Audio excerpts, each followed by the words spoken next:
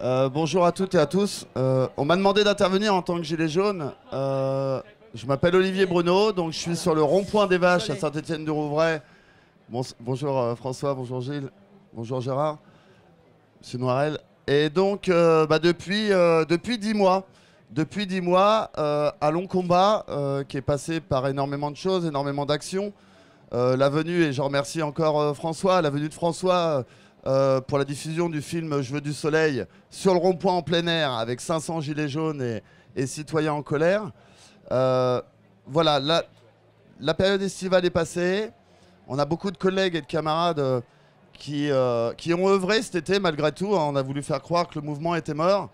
Les collègues œuvraient toujours au niveau des manifestations, de simples tables avec ordinateur connecté. Parce que je vous rappelle quand même qu'il y a la première claque que l'on pourrait mettre en fait à Macron, c'est ce fameux référendum, avec beaucoup de couacs, beaucoup de difficultés pour atteindre les 4,7 millions.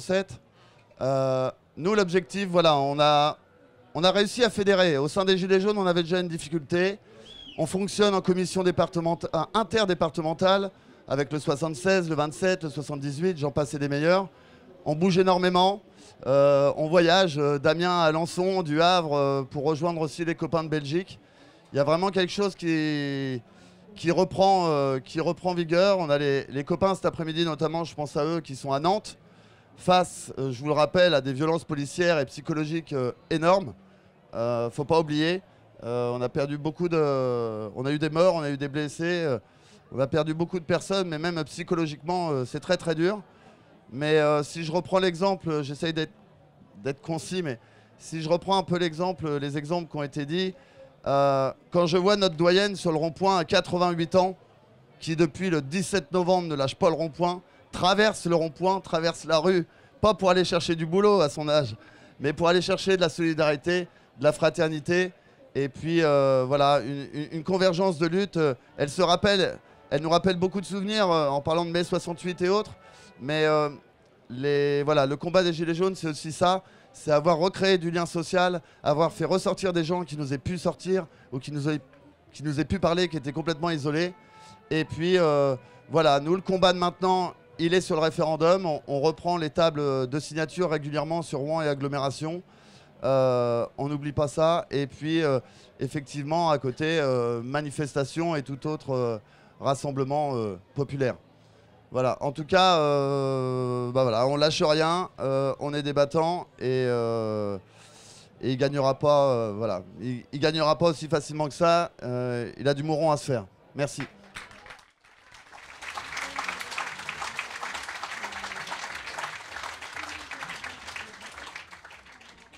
Bonjour à tous, je m'appelle Hicham, je suis gilet jaune depuis le 17 novembre.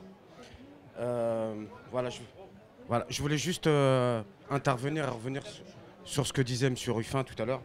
Effectivement, c'est vrai qu'il y a bien une distorsion qui s'est faite entre la classe populaire et ce que nous on appelait à ce moment-là, dans nos cabanes, les têtes pensantes. Parce que c'est vrai qu'on a péché au départ sur nos actions, sur certaines de nos revendications, parce qu'on n'a pas eu nos têtes pensantes. Surtout celles qui se revendiquaient, on est sur un mouvement communiste, ceux qui se revendiquaient de 36, on les attendait quoi. On vous attendait les gars, les camarades, on vous attendait. Pour revenir à ce que disait tout à l'heure, effectivement, le mouvement il est reparti. Et il a bien commencé, effectivement on n'en parle pas trop à la télé, mais on a encore des camarades qui sont embastillés, on n'en parle pas assez, on en perd beaucoup. On les stoppe même avant d'arriver aux manifestations. Et là où on pêche, c'est sur nos têtes pensantes. Parce qu'on est prêt à aller au casse-pipe, c'est pas un problème. On y va. Et de toute façon, tous les samedis, on est là. Dans n'importe quelle ville, on est là. Au rond-point des Vaches, s'ils tiennent, c'est parce qu'ils sont là aussi. On a besoin de vous. Je prends le micro pour vous dire, s'il vous plaît, la convergence. La convergence. On a besoin de personnes qui sont capables de nous orienter. Parce que c'est vrai qu'on part un peu partout dans tous les sens, mais on fait avec ce qu'on a. On fait avec ce qu'on peut. Je vais arrêter là. C'est plein d'émotions parce qu'on a vraiment besoin de vous. On a vraiment besoin des personnes qui pensent. Le 21 septembre, on sera à Paris. Soyez là. Soyez là parce que c'est tout le temps les mêmes qui prennent le micro. Ils ont peut-être pas forcément les bonnes choses à dire, mais ils le disent avec le cœur. Alors c'est peut-être mal pris par ceux qui pensent, mais au moins ça a le mérite d'être dit avec le cœur. Alors soyez là le 21 septembre pour essayer de faire changer la population avec un langage plus adapté, on va dire. Voilà, on compte sur vous. Et Resson recrée son camp d'ici 3 semaines dans l'Oise. C'est reparti. On a toujours été là. On a juste des problèmes judiciaires que M. Ruffin connaît. Et on repart. On compte sur vous.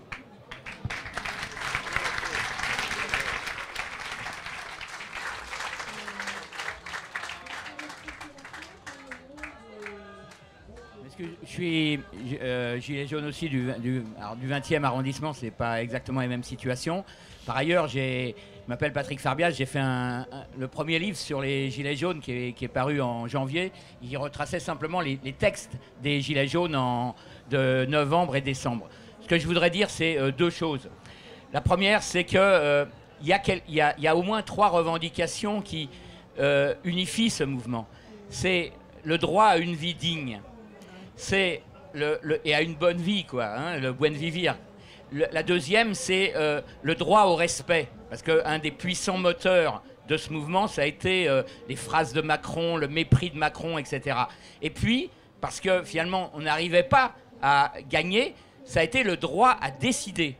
Et ces 3 revendications, droit à une vie digne, droit au respect et droit à décider, vous voyez que partout, que ce soit en Algérie, que ce soit en Catalogne, que ce soit dans tous les mouvements aujourd'hui à l'œuvre, au Soudan ou ailleurs, c'est ça qui fait l'unité de ces mouvements.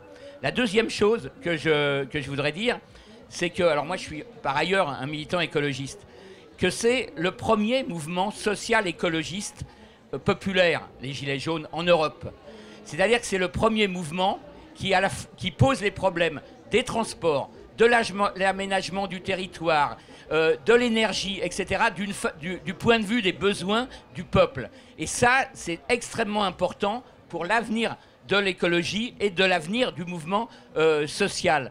Parce que, et du point de vue y compris de ces formes d'action, c'est-à-dire le blocage de la distribution et pas seulement de la production, du point de vue des formes de lutte, c'est-à-dire de la désobéissance civile, des manifs non déclarés, etc., etc., ça rappelle beaucoup les formes de lutte qui ont été théorisées depuis le début par le mouvement écologiste. Et ça, je pense que c'est extrêmement important pour l'avenir parce que ça va obliger à faire un débat sur qu'est-ce que c'est l'écologie politique en France. Est-ce que c'est une écologie de l'abondance ou est-ce que c'est une écologie comme dans beaucoup de pays ailleurs, une écologie de la survie? Les écolos ils disent mais les Indiens d'Amazonie ou d'ailleurs ce sont des vrais écologistes. Non, c'est des gens qui se battent contre les industries pétrolières ou de l'or qui veulent les supprimer, qui se battent pour leur survie. Ils se battent pour la survie de leur village, pour la survie de leur famille. Eh bien les gilets jaunes, ils se sont battus pour leur survie sur les ronds-points, pour les mêmes questions, pour les questions d'énergie, pour les questions de territoire, de logements trop chers, etc., etc. Voilà, et je pense que c'est très important d'arriver, comme l'ont dit les 2 copains, de soutenir ce mouvement. Il y aura le 21, évidemment le 21 septembre, parce qu'en plus, il y aura une convergence avec le mouvement climat en jeu. Et puis la deuxième, c'est l'anniversaire. Hein, c'est-à-dire le 17 novembre, ça fera 1 an qu'on est dans les manifs et sur les ronds-points. Et là, il y aura besoin aussi de faire cette convergence. Merci.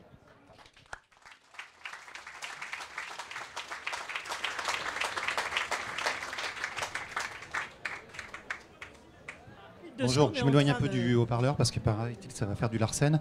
Donc je pose une question à François. Donc je suis de Grenoble, je suis gilet jaune depuis la 2e manif à Grenoble. François, tu connais Grenoble. Donc en ce moment, on parlait de gilets jaunes et quartier populaire à Grenoble, dans un quartier de la Villeneuve. Les gilets jaunes et des gens du quartier organisent un référendum d'initiative citoyenne. Voilà. Le maire de Grenoble, que tu connais par ailleurs, François, est totalement opposé à l'organisation de ce référendum d'initiative citoyenne. Il a par ailleurs, tu le sais très bien, refusé un débat sur la fusion Actis de 2 bailleurs sociaux. Voilà. Il a interrompu une votation citoyenne sur les bibliothèques de Grenoble. Voilà. Donc il annonce nationalement qu'il est pour le référendum. En local, il n'en veut strictement aucun. Donc Je suis porte-parole de ces gens et je te demande, François, si tu veux bien apporter ton soutien aux Gilets jaunes et aux gens du quartier de la Villeneuve sur l'organisation simplement de ce référendum d'initiative citoyenne. Je ne te demande pas de prendre parti pour ou contre le sujet qui est la démolition de plus de 600 logements sociaux, mais de prendre parti pour l'organisation de ce référendum. Je te remercie. S'il y avait une femme gilet jaune dans la salle, ce serait bien. Mais si elle n'est pas gilet jaune, on l'étudierait. On l'écouterait bien quand même. Bon, allez. Bonjour. Je m'interroge sur la sémantique, sur les mots en fait qu'on utilise pour désigner les choses. Parce que même si on voit qu'on est plus ou moins tous dans une dynamique d'ouverture et de création de liens, et ben même dans vos bouches, en fait, il y a encore ceux qui agissent, puis ceux qui pensent. Enfin, il y a des espaces de pédagogie populaire pour rendre poreuses voilà, les frontières, s'il y en a. Mais en tout cas, j'entends qu'il y a un champ de recherche pour s'émanciper du lexique binaire, en fait, pour désigner le réel. Parce que quand on se rend compte, en fait, l'autre ou soi, moi, même avec moi, ou moi avec l'autre, bah, y a toujours une intelligence en mouvement. Il y a un mouvement propre. Et il y a une réappropriation de la valeur. On parlait d'estime. Enfin, bref, c'est pas vraiment une question, mais c'est une prise de conscience du vocabulaire qu'on utilise pour parler des choses. Et puis, voilà, c'est un espace ouvert. Oui, bon, j'interviens un peu à l'arrache parce qu'on a demandé une femme gilet jaune. Je suis tête pensante et je suis gilet jaune aussi. Depuis, pas la première heure, mais la deuxième. Parce qu'au début, j'ai été un peu comme tous ces intellectuels que vous avez dénoncés, où j'ai dit, il y a des fachos là-dedans, j'y vais pas. Et puis, début décembre, non, je suis allée dans ma Lozère natale, et il y avait des fachos partout, tous les ronds-points. J'ai dit, mais la Lozère est pas si facho. Qu'est-ce que c'est ces gens sur les ronds-points? Je me suis remis en cause, et je suis allée voir les Gilets jaunes. Je suis de Chambéry. Et je suis allée voir les Gilets jaunes et j'ai découvert un monde, je le reconnais, on est dans ces milieux, dans l'entre-soi, même en province, un peu des intellos, militants de gauche, et j'ai trouvé un peuple avec des idées, et je m'inscris un peu en faux contre ce qu'a dit le copain Gilet jaune. Il ne faut pas attendre les têtes pensantes, parce que vous apportez plus aux têtes pensantes que nous, on peut vous apporter. Moi, j'ai appris beaucoup, je fais toutes les manifs, j'étais à Montpellier à me faire gazer la semaine dernière, voilà, partout.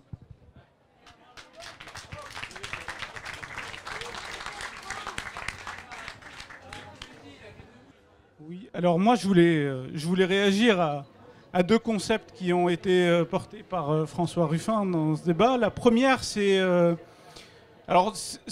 plutôt sur la conception de peuple. Je pense que c'est quelque chose qu'il faut essayer d'affiner, parce que pour moi, la question de peuple, la question de l'opposition à la gauche, pour moi, enfin, le peuple, c'est constitué de différentes classes sociales qui se battent pour une répartition des richesses. J'exclus pas telle ou telle classe sociale du peuple. Je pense que la lutte politique, elle se situe à ce niveau-là. Mais la chose qui m'a par contre beaucoup plu, c'est la question du rapport à l'existence. C'est vrai que chez l'homme, lorsqu'il se retrouve dans une difficulté économique ou sociale, il a toujours une vocation à revenir vers le sens de la vie, vers le sens de... C'est quelque chose qui est totalement naturel et qui mérite, à mon avis, qu'on essaie de comprendre ce qui se passe dans la tête des gens. Et notamment dans la tête aussi de ceux qui ressentent cette fracture entre les militants, on va dire, des quartiers et les militants de certaines zones peut-être un petit peu plus rurales. Ce qui est sûr, c'est qu'on n'a pas vocation à s'opposer ou à se diviser, on a même vocation à se rassembler. Je crois que là-dessus, je suis assez content parce que chacun d'entre vous a souligné la nécessité de l'unité, la nécessité de l'union, et c'est quelque chose sur lequel il faut qu'on appuie chaque fois qu'on milite, partout où on milite. Parce qu'au final, je crois que le rôle de la gauche, c'est de construire des ponts entre les hommes. Là où notre principal ennemi, l'extrême droite, construit, elle, des murs. Je crois qu'on a intérêt, justement, à questionner notre rapport à l'autre, au-delà de la différence qu'on peut ressentir par rapport à l'autre, que ça soit une différence qui porte sur ses opinions politiques, qui porte sur ses opinions religieuses, sur l'endroit où il vit, mais en tout cas, on a intérêt à cultiver cette différence dans le sens d'une richesse et non pas d'un rempart entre nous. Je crois que c'est ça qui importe aujourd'hui. Et c'est à partir du moment où on arrêtera peut-être de se stigmatiser les autres en fonction de nos différences qu'on arrivera peut-être à avancer un peu mieux dans cette société.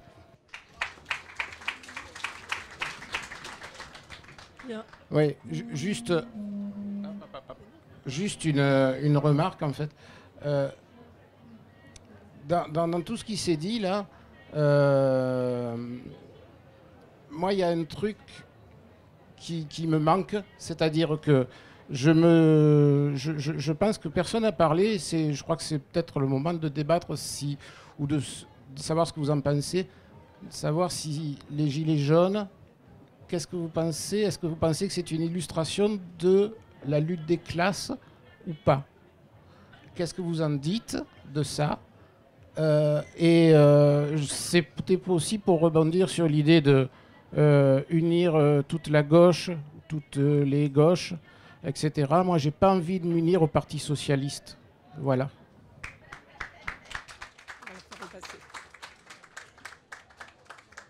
Alors François, qu'est-ce que tu en dis? Est-ce que c'est la lutte des classes? Il y a beaucoup de trucs qui sont abordés. Je ne vais pas biaiser sur la question de Grenoble, puisque monsieur, la question est posée très directement. Mais j'ignorais l'histoire du référendum sur la Villeneuve. Donc d'abord, je veux bien avoir davantage d'informations avant de me positionner sur ce truc-là. De manière plus générale, puisque moi je suis à Amiens et que j'essaye de mener une liste d'union, et je vais le dire y compris avec le Parti Socialiste, je pourrais revenir sur cette question-là, sur Amiens. Je pense que en revanche, je dis tout de suite, la campagne, il ne faudra pas qu'elle se fasse sur le thème de « on vous promet la vie en rose à Amiens ». Parce que les outils dont dispose un maire et une agglo sont quand même limités, en plus dans un contexte de restriction budgétaire. Donc juste, je positionne ce truc-là. Moi, j'ai fait campagne en disant à mes électeurs que je leur mettais rien du tout, sinon de me tenir droit pour eux. Donc voilà, donc je pose cette limite-là. Ensuite, monsieur, vous dites, on n'a pas vocation à mettre des remparts entre les classes, quoi. Moi, je ne suis pas là pour mettre des remparts. Mais si on veut dépasser des murs, ça suppose de savoir qu'aujourd'hui, ils existent. Qu'ils existent sur les conditions matérielles d'existence, et peut-être qu'ils existent aussi sur le fait que Todd parle grosso modo du fait qu'aujourd'hui, parce qu'il y a grosso modo 20% d'éduqués du supérieur dans la population, ils parviennent à vivre entre eux et à se désolidariser des classes populaires comme ça ne s'était jamais produit auparavant. Donc ça veut dire que, et ce sont ces 20%-là qui détiennent les manettes de l'État, dans les partis, et y compris dans les partis de gauche, et dans pas mal de syndicats qui disposent d'un certain nombre de leviers. Donc tout ça crée une situation où, en effet, cette classe diplômée du supérieur, et moi, que les choses soient bien claires, je l'ai dit, il n'y a de grandes victoires de la gauche, il y a de grands moments de progrès, que dans les moments où il y a jonction. Ça ne veut pas dire des unions, des épousailles et ainsi de suite. Je dis mai 68, c'est le mai 68 ouvrier et le mai 68 étudiant. Ils ne se marient pas, mais ça donne la spécificité du mai 68 français. Le Front populaire, pour moi, c'est les prolos qui veulent les 40 heures et les congés payés, mais c'est les intellos qui disent non au fascisme. En bref, hein, pour faire bref. Bon, la Révolution française, c'est le tiers-État, mais représenté par les avocats et quelques propriétaires terriens dans l'hémicycle. Et c'est à l'extérieur le peuple de Paris qui fait le 14 juillet et le peuple des campagnes qui fait la grande peur. Et ils ne se marient pas. Mais le grand mouvement de la Révolution française, ce sont 6 ans où il va y avoir des jonctions, des oppositions et ainsi de suite, des conflits de classe et internes à ce qui va être appelé le tiers-État. Donc moi, je ne dis pas du tout que je suis favorable à aller vers l'union de ça, vers trouver le chemin qui permet de se rassembler. Maintenant, on ne peut pas en faire une profession de foi, un catéchisme de manière abstraite. Ça suppose de regarder qu'aujourd'hui, en effet, la mondialisation a tracé comme un fil à couper le beurre entre les vainqueurs et les vaincus. Les vaincus de la mondialisation, ça va être les ouvriers, employés, les classes populaires, dont on demande au salaire de stagner, voire de diminuer depuis 30 ans maintenant, où le chômage est devenu une peur permanente. Mais quand on n'est pas frappé soi, on a quelqu'un de sa famille qui est frappé et on se demande comment nos enfants vont rentrer sur le marché du travail, et des classes intermédiaires où, quand on regarde le taux de chômage, il stagne grosso modo à 5%, ce qui donne un rapport complètement différent au marché du travail, à l'emploi et ainsi de suite. Donc voilà, juste moi, si on veut aller vers une jonction de ça, ça suppose de regarder aujourd'hui où est-ce qu'on en est dans ce qui peut séparer la classe des gens des éduqués du supérieur des classes populaires, et sans doute des classes populaires des campagnes et des classes populaires des quartiers. C'est pas pour entériner une division, mais c'est qu'on ne peut pas passer par-dessus une division juste avec des grands mots. Il faut la constater, il faut la voir, il faut avoir un diagnostic qui soit pesé avant de passer par-dessus, de mon point de vue. Ensuite, je fais juste l'union. Alors, je l'ai dit, j'en ai donné l'exemple dans la première circonscription de la Somme à l'occasion des élections législatives. Et je vais essayer... Maintenant, il faut voir que le fonctionnement des partis, c'est quand même chiant. Non, mais voilà. Enfin, voilà, ça nous pète les burnes quand même des fois. Enfin, voilà, je veux dire, moi, heureusement, j'ai quelqu'un qui va négocier pour moi et qui va les voir. Mais c'est d'une mesquinerie. C'est des heures de réunion. Mais voilà, mais pour arriver à la mode de désignation de machin, le truc, mais de l'enculage de mouches, c'est infernal. Donc, je veux dire, heureusement qu'il y a les gilets jaunes et compagnie pour venir dire, mettre de l'air dans tout ça et venir secouer le bazar, quoi. Donc, je l'ai dit à Toulouse, à la fois à l'université de la France Insoumise et à l'université des Verts, moi je suis pour un grand front populaire écologique. Et je repars de ce qui s'est passé au moment du Front populaire. Au moment du Front populaire, il y a eu l'unité parce que les gens l'ont voulu. C'est pas parti du haut.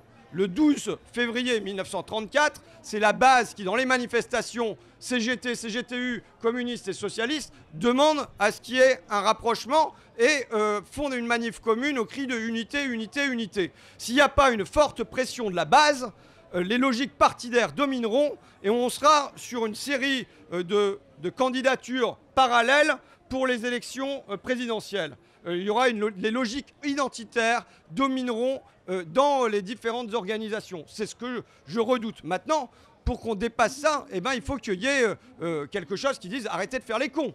Il faut le dire de manière... Et je dis, alors là, j'ai dit pas le PS. Vous voyez, c'est moi qui ai dit nous ne voterons plus PS. Hein. Maintenant, la question est posée, est-ce qu'ils tiennent les manettes ou est-ce que c'est nous qui les tenons? Moi, si jamais c'est le PS qui tient les manettes, c'est non. Mais ils sont plus en état de tenir les manettes. Et donc, que les choses soient claires, moi je suis pour m'allier quand je suis fort. Aujourd'hui, c'est pas le PS qui tient les manettes, donc il y a la possibilité de négocier autre chose. Et je rappelle que dans le Front populaire, il y avait les radicaux. Il y avait les radicaux, à la demande de Maurice Thorez, parce qu'il pensait qu'il fallait aller chercher l'aile du centre-gauche et ainsi de suite. Et donc il y a eu les radicaux. Donc je pense que les socialistes, je l'ai dit, les socialistes, c'est les nouveaux radicaux. On disait des radicaux, rose à l'extérieur, c'est comme les radis, rose à l'extérieur, blanc à l'intérieur et toujours près de l'assiette au beurre. Donc, voilà, donc je suis moi favorable, je le dis, je le répète ici, à un grand front populaire écologique qui vienne casser les barrières entre les partis, mais ça ne se produira que s'il y a une demande, pour moi une exigence sociale puissante qui monte d'en bas.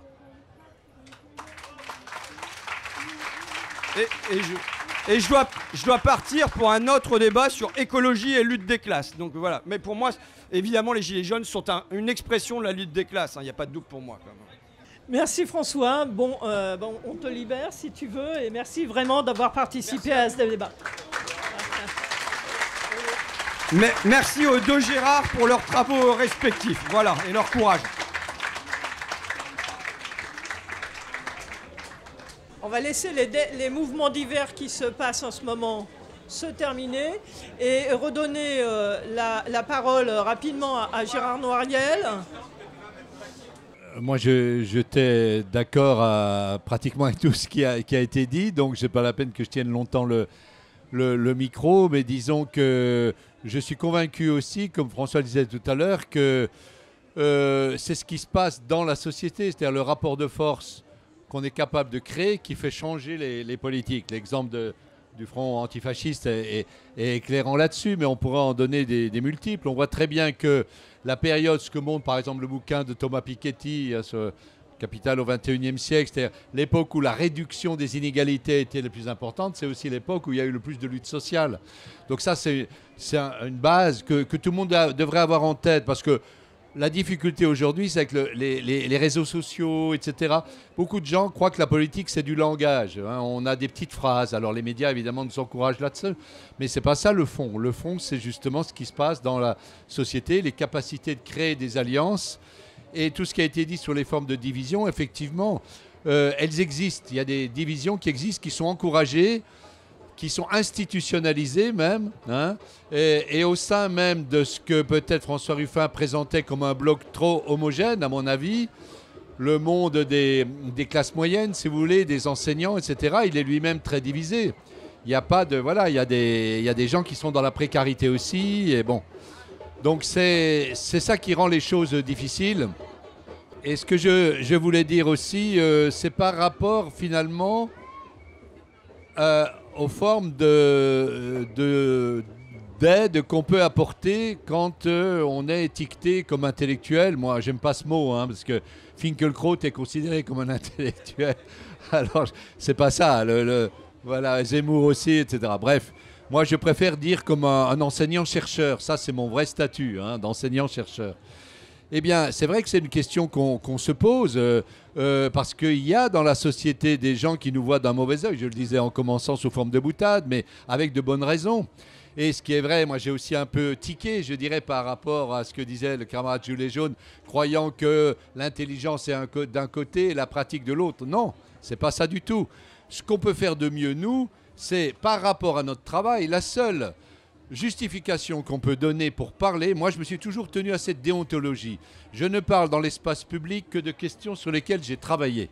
Parce que c'est la valeur travail. C'est la valeur travail qui pourra me faire dire sur tel point, oui, j'ai une compétence supérieure à la vôtre parce que j'ai passé 2 ans, 5 ans, 10 ans à l'étudier.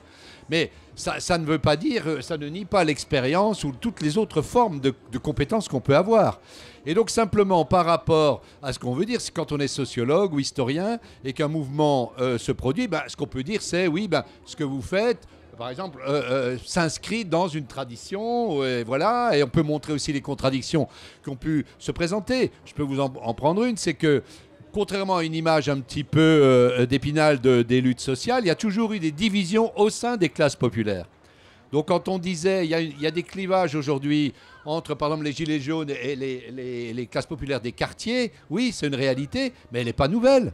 Si vous prenez même le Front populaire, c'est un mouvement qui est mené par le salariat, par la classe ouvrière, c'est un grand moment pour elle, mais il faut bien savoir qu'en 1936, statistiquement, la majorité des classes populaires n'étaient pas salariées. Vous aviez les paysans et beaucoup d'indépendants. La France, c'était un pays avec énorme... Et eux n'ont pas rallié comme ça spontanément. Une partie l'a fait, enfin je ne vais pas entrer dans les détails, mais voilà, c'était pas gagné. Il faut aussi... Il y avait alors le front antifasciste qui permettait de fédérer des gens parce qu'il y avait une crainte politique qui était la crainte que la France bascule dans le nazisme. Voilà.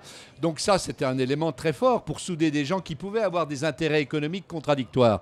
Parce qu'il y a les intérêts économiques, mais il y a d'autres dimensions. Faut aussi, c'était ce qui était un peu dit d'ailleurs. Je dirais, j'emploierais pas moi le mot métaphysique, mais peut-être d'autres niveaux. La dignité, effectivement, le respect de l'autre. Enfin voilà, il y a des valeurs comme ça qui peuvent aussi permettre à des gens de se regrouper. Et j'étais d'accord aussi avec ce que disait François, quand on voit l'histoire de la gauche, les moments où la gauche a gagné, c'est quand elle a réussi à fédérer, disons, la composante sociale et la composante, je dirais, lutte pour les droits de l'homme, contre les discriminations. Par exemple, l'affaire Dreyfus, ça se solde comme ça. C'est Jaurès qui réussit à ramener le mouvement ouvrier du côté aussi de la lutte contre l'antisémitisme. Ce n'était pas gagné non plus au départ. Et c'est cette alliance qui permet à la gauche, le front de gauche de l'époque, de l'emporter. 1936, c'est la suite aussi du front antifasciste qui relie aussi donc ceux qui étaient les socialistes et les radicaux plutôt dans la frange défense des droits de l'homme, classe moyenne, etc., et le prolétariat, les classes populaires. Et en partie, la victoire de Mitterrand en 81, c'est aussi l'espoir d'une vie où les valeurs qui s'étaient exprimées en 68 étaient encore partie prenante. Donc ça, c'est un enjeu majeur qui doit nous permettre de réarticuler la question sociale et les questions de lutte contre les discriminations. Parce que moi, je vois dans mon milieu, il y a un clivage au sein même des universitaires. Hein, et les gens, comme je le disais peut-être au début, je ne me rappelle plus, mais qui ont été les plus réticents, sont souvent des gens qui sont le plus engagés dans le combat contre les discriminations. Ça, parce que voilà, il y a cette méfiance qui s'installe. Donc, c'est pour ça que moi je pense que le facteur fédérateur qu'on doit remettre au premier plan, c'est la question sociale. C'est à partir de la question sociale qu'on peut rassembler des gens qui peuvent avoir par ailleurs voilà, des désirs ou des engagements militants qui peuvent être différents en fonction de ce qu'ils subissent dans leur propre vie quotidienne. Mais en général, voilà, donc c'est ça qui est vraiment important et qu'il faut retrouver le chemin de ce discours que la gauche, il faut bien le dire, la gauche, je dirais, de gouvernement, hein, à un moment donné, bon, depuis les années 80. Moi, je viens, vous savez, de Lorraine, de Longwy. Je suis bien placé pour le savoir, puisque c'est la gauche qui a finalement achevé ce que la droite avait commencé, le plan de liquidation de la sidérurgie. Donc, si vous voulez, à partir de ce moment-là, comment voulez-vous que les classes populaires fassent confiance à cette gauche-là? C'est pas possible. Voilà.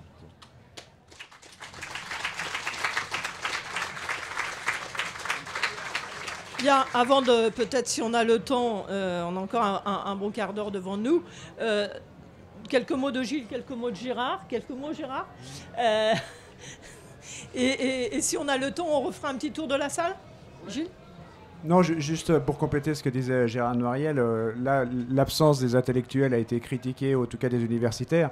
Nous, dans nos milieux, l'absence du milieu artistique, du show business et tout comme ça, sur le mouvement des Gilets jaunes, c'était une catastrophe aussi. Parce qu'il y aurait eu besoin d'un coup de main, notamment les artistes populaires et tout, pour justement donner du crédit à ce mouvement. Et on voit les enfoirés, on voit tous ces gens-là qui sont prêts à se mobiliser sur des bonnes causes. Là, on est sur des questions de pauvreté, de répartition des richesses et tout, et ça a été la honte totale pour la profession. Et qui s'explique en partie, à mon avis, évidemment que sur ce mouvement-là, il y a un regard, il y a un mépris de classe qui s'est posé sur les Gilets jaunes, mais il y a aussi un mépris intellectuel. Et moi, pour avoir entendu quelques réflexions dans les milieux que je peux côtoyer, même si je m'en tiens volontairement éloigné, c'était ça. C'était quand même un peu des incultes, des provinciaux et des bouseux qui tout d'un coup sortaient pour une question de gasoil. Et donc, du coup, les artistes, qui pourtant, normalement, sont censés être ouverts d'esprit, s'intéresser, regarder, on a pu constater un désintérêt total, et sans vouloir être plus dur. Et c'est vrai que ça se comprend aussi par l'individualisme qu'il y a dans ces professions, où le peu qu'on osait prendre la parole sur un sujet qui est quand même très très très clivant, se sont retrouvés dans des situations exclues complètement de l'espace médiatique, et ils l'ont payé cher, quoi. Et donc du coup, c'est là aussi, dans ces milieux-là, pourtant des gens qui peuvent être des grandes gueules ou vus comme des grandes gueules, ont eu la trouille. Je citais hier l'exemple de Bégodeau qui, du jour où il a pris position pour les Gilets jaunes, n'a jamais été invité sur les plateaux de télévision. Donc on est quand même sur un sujet qui est quand même hyper clivant, et qui est clivant pourquoi ? Parce qu'évidemment que les gens qui donnent accès aux médias, qui donnent accès à la parole, font partie de ces classes supérieures, éduquées, tout ça, qui se sont sentis complètement éloignés de ce mouvement-là et n'ont absolument pas... évidemment voulu qu'il y ait de passerelles qui se fassent, quoi. Et c'est vrai que nous, avec François, sur ce moment-là, on s'est trouvé sacrément seuls, quoi. Et étonnamment seuls. Alors heureusement, il y a eu l'appel des sous-marins jaunes pour ceux qui ont suivi, mais qui arrive en avril, quoi, fin avril, et qui sauve un peu l'honneur de la profession. Mais enfin, c'était quand même terrible à vivre en interne. Et bon, voilà, c'est tout ce que je veux dire. Après, par rapport à ce que tu disais, Gérard, l'union de la gauche, bon, je ne vais pas mettre en doute ta réflexion sur la question et tout ça. Après, c'est vrai que pour ces populations que nous, on a rencontrées sur les Gilets jaunes et que je continue de voir par moment, honnêtement, l'association des partis, des machins comme ça, ils n'en ont rien à secouer, quoi. Mais, à mon avis, c'est pas que ça. C'est sûr qu'il y a une question sociale, des revendications communes. Mais par contre, où je suis d'accord avec toi, c'est qu'effectivement, s'il y avait un groupe constitué, fort, identifié à gauche, ça a une façon, un pouvoir d'entraînement dans la société qui peut générer quelque chose. Mais l'association seule des partis, des choses comme ça, sur ces populations qu'on doit aller, qu'on doit toucher, qu'on essaye de toucher, j'ai peur que ça suffise pas, quoi. Tout à fait. C'est-à-dire, c'est en creux, ça manque. C'est-à-dire, les gens ils disent pas je veux ça. Mais le fait qu'il n'y ait pas ça fait que ça ne va pas plus loin. L'histoire il y a un paradoxe. Le salariat en 1910, alors je parle sous ton contrôle parce que moi je n'ai pas travaillé l'histoire aussi longtemps que toi, mais en 1910, quand le Code du travail est écrit, il y a 3 millions de salariés à peu près en France. En 1936, le salariat est encore minoritaire.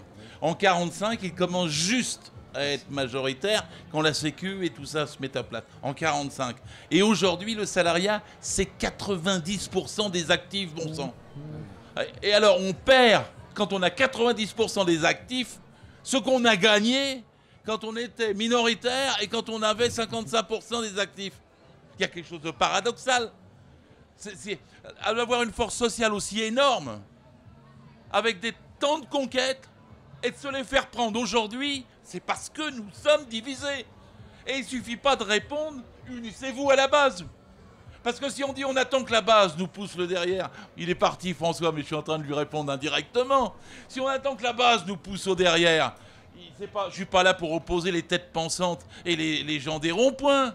Mais je pense quand même que ceux qui ont un peu de responsabilité politique et qui ont la parole, qui peuvent l'utiliser, ils doivent quand même montrer l'exemple de l'unité. Parce que sinon, on ne peut pas après dire aux gens, ça ne vous intéresse pas. Ça ne les intéresse pas parce qu'on ne sait pas non plus les intéresser. Et ce n'est pas une question de sémantique, c'est une question de dialectique entre les deux. L'unité, ça se fait à la base et au sommet, toujours. Et si on oppose l'idée de l'unité à la base à l'unité au sommet, on n'y arrive pas. Et donc c'est là dans la configuration dans laquelle nous sommes. 90% des actifs sont salariés. Le bas de ce salariat est en train d'exploser. Il a explosé. On en parle partout. Il y a 15 livres, 20 livres. Il n'y a pas celui de Farbiaz. On va à la FNAC. Il y a 25 livres sur les gilets jaunes. Tout le monde comprend que c'est quelque chose qui vous pousse au derrière. Mais il faut bien donc qu'en haut, il y ait quelqu'un qui réponde. Et il y a des gens qui sont en capacité, qui ont même l'obligation de répondre. Parce qu'eux, ils peuvent parler dans les télés, ils peuvent parler dans les... etc. Puis même si les partis aujourd'hui, la gauche, c'est une mosaïque de 14 partis. 14 partis. Quand on se réunit à Paris pour une réunion unitaire pour faire un communiqué, vous avez 30 personnes autour de la table. C'est depuis 18 mois que ça dure comme ça. 2 par parti. Quand il n'y en a pas 4 pour plaire aux camarades verts, et quand il n'y en a pas 3 pour plaire aux camarades de génération, c'est pas le problème. Ouais, que ce soit une mosaïque, mais ça peut pas rester une mosaïque. Et quand il n'y a pas de réponse dans les bagarres en cours sur l'ISF, sur la retraite, sur etc., qui viennent de là, on ne peut pas se contenter de dire « Attendez, comme en 34, on va perdre nos retraites, poussez-nous le cul pour qu'on ne les perde pas. » L'initiative est bien politique, de même qu'elle est syndicale. Et elle va bien d'en haut en même temps. Ouais, il est parti, François. N'oublie pas, Gérard, quand même que... Enfin, on a vécu quand même quelque chose au mois de décembre où ça faisait... Enfin, moi, depuis que je suis né, j'ai jamais vécu un bordel pareil. Et que c'est la première fois que je vois un gouvernement qui a la trouille. Bien sûr. Ils ont eu la chiasse, quoi. Bien et ça, faut pas oublier. Et non seulement ils ont eu la chiasse, mais ça fait quand même depuis... Moi, que je peux être un peu militant, 30 ans qu'on va manifester. Quand on va manifester et qu'on gagne, c'est parce qu'on a moins perdu que ce qui était prévu. Que là, bon, ils ont peut-être pas gagné grand-chose, mais il y a quand même quelque chose de gagné. Moi, j'avais jamais vécu ça, donc n'oublie pas non plus la force du mouvement. C'est loin de moi de la contester. Je dis pour compléter ton intervention. Oui, parce que, par exemple, la fille de Lorient qui m'avait accueilli Gilets jaunes, elle m'a dit un truc très important. Je dis, quand est-ce que vous vous êtes mis en route? Elle me dit le 10 décembre. Jamais fait de politique avant le 10 décembre. Et elle dit, quand j'ai entendu ce qu'il disait, j'ai dit, je peux pas continuer comme avant. Et c'est vrai que le choc de la provocation, de la violence de ce système, et là aussi, il y a quelque chose. Parce que comment avons-nous pu toucher un mec comme Macron? Je veux dire, c'est le plus sale type qu'on pouvait avoir. Et il s'attaque à la destruction de la sécurité sociale. Les gens n'en parlent pas assez, c'est un budget de 498 milliards. Ils veulent gommer pour le mettre dans le budget de l'État, qui n'en fait que 413. Mais quand il l'aura mis, ça sera panier percé pour tout ce qui viendra de la protection sociale. Les gens restent indifférents. Ah bah oui, il y a 2 budgets. Non, il y en a 3 d'ailleurs, celui des collectivités. Ils vont supprimer un des budgets dans ce pays et il n'y a personne qui réagit. Donc sur ce plan-là, c'est là que vient mon c'est pas, comment dirais-je, c'est pas un dogme, l'unité. C'est pas un mantra, on dit, c'est ça, c'est pas une récitation. C'est un besoin d'énergie vitale maintenant. Ce matin, on avait une discussion avec quelqu'un qui dit « Je suis pour un comité de liaison permanent entre les organisations. » Absolument, absolument. Mais comité de liaison permanent, c'est pas seulement pour discuter, parce que là, on est en 2019. Il y a les élections, alors, partout, dans toutes les villes, il en a parlé très bien, François, à Amiens. Mais vous lisez l'article du Monde à Marseille, vous voyez ce qui se passe à Toulouse, vous discutez sur Nantes, vous discutez sur Rennes, vous avez 2, 3, 4, 5 collectifs, tout le monde s'observe et tout le monde peut être d'accord. Et vous pouvez être sûr que s'il y avait un seul candidat, une seule candidature à Marseille, une seule liste, qui est à la fois basée sur la base et à la fois où les chefs commencent à la fermer un peu, parce que moi aussi je pense que les partis c'est chiant, ça fait 50 ans que je milite, et je sais que c'est chiant, mais essayez de vous en passer, essayez de vous passer d'une discussion pour faire une liste, parce que si vous ne faites pas à Marseille du temps pour arriver à faire une liste, si vous ne passez pas des heures pour la faire, vous ne l'aurez pas. Donc il y a les deux. C'est donner de l'enthousiasme à Marseille et de la métaphysique si on veut. Mais il faut en même temps discuter. Moi quand on me dit la discussion d'une liste c'est de la tambouille. Mais c'est de la tambouille magique. Vive la tambouille, c'est de la grande cuisine si on réussit. Et il faut bien faire de la grande cuisine, il faut faire de l'alchimie, il faut regarder les produits et il faut y arriver. Donc voilà les deux qui se marient à mon avis. Je retrouverai François une autre fois.